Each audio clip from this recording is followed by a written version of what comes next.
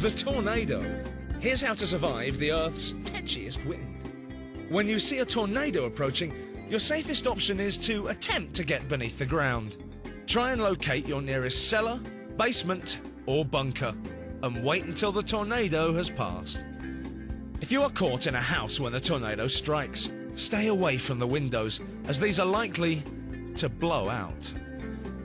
Try and find the smallest, most central room in the house and take shelter there. If you are caught outside, locate the nearest ditch and lie flat. Cover your head with your arms to protect yourself from flying debris. Do not seek refuge in cars or caravans. Tornadoes can easily pick these up and carry them several hundred feet into the air. If all else fails and the tornado gets hold of you, hang on to anything attached to the floor, such as a sink or bidet. Tornadoes! Let's hope they never happen to you.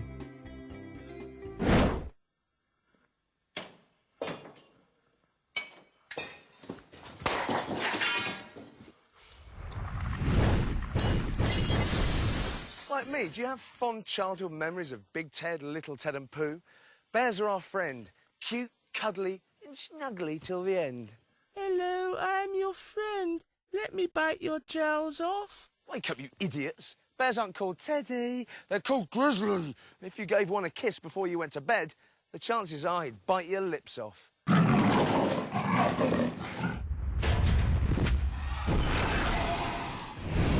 angry bear can charge at 35 miles an hour, technically illegal in a built-up area. An adult male grizzly can grow up to 400 kilos. Imagine that, a bear that weighs as much as 10 fridges.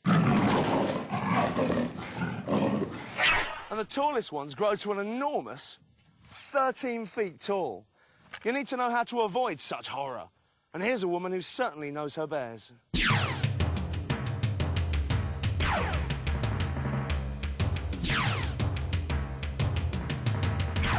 Harry, you work with bears. If I'm walking through the forest and I encounter a bear, what am I going to do? Back away slowly. Give the bear as much space. Right. Okay. Well, why don't we put it to the test? Let's have a little run through. I will play the bear. Oh, okay. You're the hapless tourist wandering in. Okay. Let's have a look. Okay. All right. So, I'll take the hat off. I'll be feeding. Okay. Ow. And you can be my victim. How do I know that she's aggressive? What kind of signs is she going to show me? Well, one thing she might do is swing her head kind of low, back and forth. She might stamp her front feet, make a woofing sound. Right. Or even a jaw popping, where she'll kind of clash her teeth together. Of course, it would be a lot louder from a bear. Okay. All right, let's put all those together. So whatever I've done, she's still feeling aggressive. She's feeling threatened by me. The first thing I'm going to do is back up and say, okay, low tones, not make eye contact. It's okay, I see you, I see you. I'm leaving now, you're okay, bear. Going home now. Okay. And I feel a lot less aggressive towards you now you've backed off. Okay.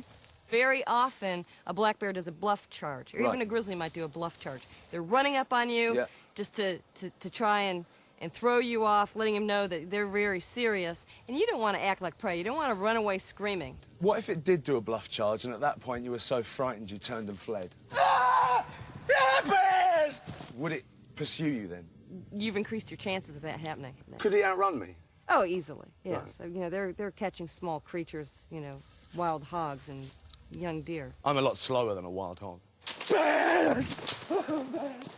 Yeah, I think you. That's for certain. Sure. Do you think I could take on a black bear? Do you think There's I no could way. beat it? You don't have a chance. Really? No. I was disappointed Carrie didn't think I could take a bear in a ruck, so I decided to get some tips from someone who had. Boo. Now, I'm proud to say I'm standing next to someone whom we should all look up to. Someone who has single-handedly fought off a wild black bear. Jessie May Carter. Hi, Jessie. Hi, Nick. Now, I understand you have quite an amazing story.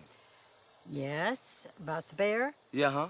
Well, I was in my building, and I went out and hung up a rake, and I went back in the building, and I heard a noise, and I thought, well, the rake fell. So I went out, and I picked up the rake, and a shovel was laying there, so I picked them both up. Right.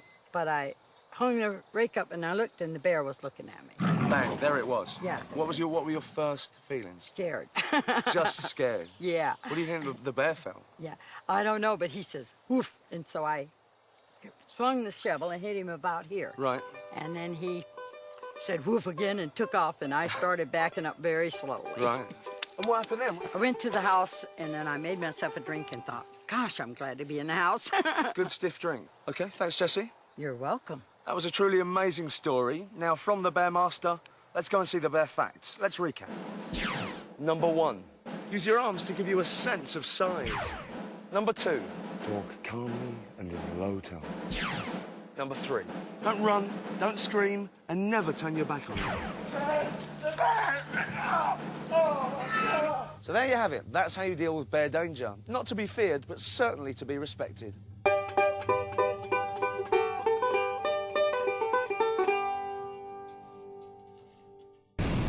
I hope you've listened well. If so, you should be able to make it back in one piece for next week's show. We meet this man. He lost a limb. We show you how to rescue a hostage using only a couple of mates and some guns. And we come face to face with a real-life dragon.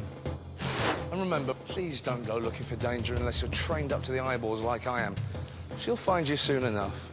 Good night.